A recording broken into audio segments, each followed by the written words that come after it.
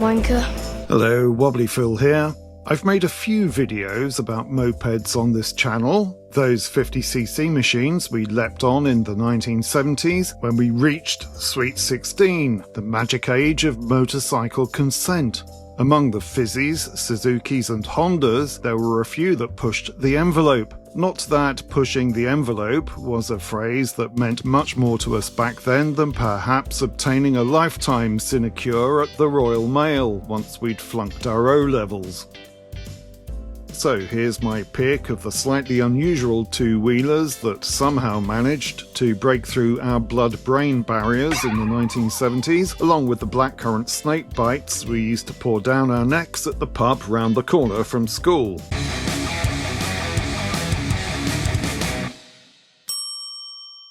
The MVT Easy Rider. It's not difficult for me to forget this little monster as, dear viewer, I actually bought one. God knows what I was thinking, but I guess it was something to do with patriotic feelings, wanting to fly the flag, and supporting the crumbling British motorcycle industry. Unfortunately, by selling me one, the British motorcycle industry did absolutely nothing to support me.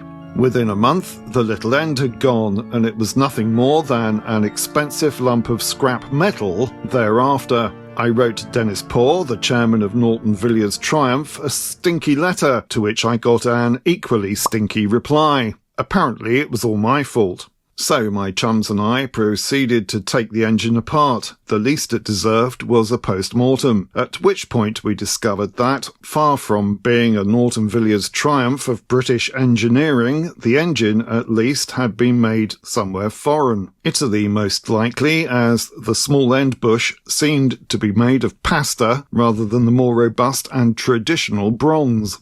You can still find these on eBay for a few £100, but with no redeeming features whatsoever to talk about, let's move quickly on. The Moto Gratzella Carnielli. The Moto what now? I've cheated a bit here because I'd never even heard of this ugly duckling until it popped up on my eBay feed last week. Looking like a mad scientist's evil experiment in crossing a two-headed swan with a small pig, it's powered by a tiny Sachs engine. If you think it bears some resemblance to an exercise bicycle, you wouldn't be far off, because Carnielli claims to have patented those static implements of torture that sit gathering dust in your garage and still manufactures them to this day. Carnielli also started the fad for folding bikes in the 1960s, with the likes of Brigitte Bardot advertising its Graziella. And between 1968 and 1979, you could subject yourself to public ridicule by riding this little ripper down the shops for your weekly supply of terps. It's not quite as ludicrous as it looks, though, because it's a folding moped useful for boat and motorhome owners, apparently. If you're a lunatic and find this plug-ugly duckling somehow cute, it's probably best to buy one of the many models that seem to be all over eBay. The Fantic Chopper.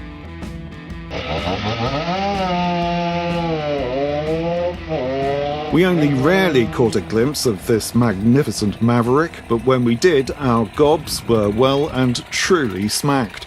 Fantic was, and still is, an Italian company that began life in 1968, and their bikes were first imported into the UK in 1972. I remember rumours abounded at our school of these things doing 70 miles an hour, which seems unlikely, but the unheard of 6-speed gearbox was in itself enough to produce a tight feeling in our polyester school trousies. Not only that, but a popular British TV comedian, Dick Emery, was endorsing them. Well done, Mrs. Updike. I'm sure that must give you immense satisfaction. Only the flashiest of flash gits had one of these in the school bike shed. If you want one now, it'll cost you. This example made 3 times its reserve at an auction just over a year ago. Of course, there's no guarantee, 50 years on, that it'll have the same Viagra-like effect. The Raleigh Runabout. Another firm known for its chopper, albeit a bicycle version, was Raleigh. In the late 1960s and early 1970s, inspired by the likes of Easy Rider, the Raleigh chopper became a global sensation. They remind me of those American dragster racing bikes because the front wheel is much smaller than the back wheel. Not so glitzy, but also a big seller for Raleigh, was the Raleigh Runabout. Raleigh had in fact been producing motorised bicycles since as early as 1899, and this adorable little machine was launched at the Savoy Hotel in London in 1958, and continued in production until the turn of the 70s. It's not unlike the Norman Nippy or my very first two-wheeler, the Mobilette, and the similarity isn't accidental, as Norman were bought out by Raleigh's parent company Tube Industries in 1960. And Moto Gratzella, who made the Mobilette, designed a subsequent version of the Runabout, launched in 1961, which was made under license from Moto Gratzella. There are still plenty around. This decent-looking right-hand drive model is currently on sale for just 600 sovs. I have to warn you though that my Mobilette was only 20 years old when I got it, my first ever two-wheeler, and it had to be sent to an assisted dying facility in Switzerland within a couple of weeks. Its poor little motor was that mullered.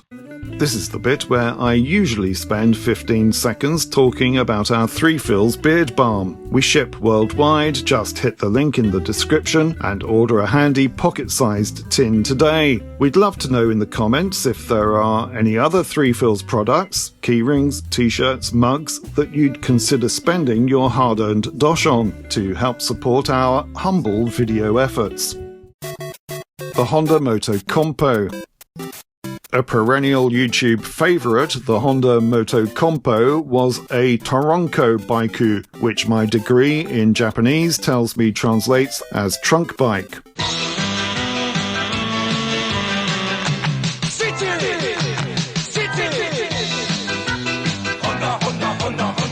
Only produced between 1981 and 1983 and only sold with Honda's compact cars, it was inspired by the British Well bike, which had been designed for use by British commandos in 1942. Slightly unusual for Honda, it was a two-stroke. Honda sold over 50,000 of the little buggers, and there are still plenty of them about. You'll have to fork out more than $4,000 for one though. Or you could have an electric one. Honda started selling the Moto Compacto in 2023.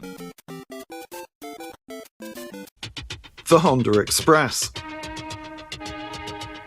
Just like London buses, you wait all day for a Honda two-stroke, then two come along at the same time. Honda came up with this 49cc moped, or more strictly speaking, no-ped, because it has no pedals, as a fuel-efficient answer to the oil shock of the mid-1970s, and launched it in 1977. It soldiered on until 1983, by which time we'd all got over the shock of paying 79 pence per gallon for our dinosaur juice. Not much more than a couple of sticks nailed to a pair of wheels and an engine. You can pick one up these days for a few hundred of your great British pounds. And there you have it. No, wait, I couldn't end a video like this without having another laugh at the Aerial 3.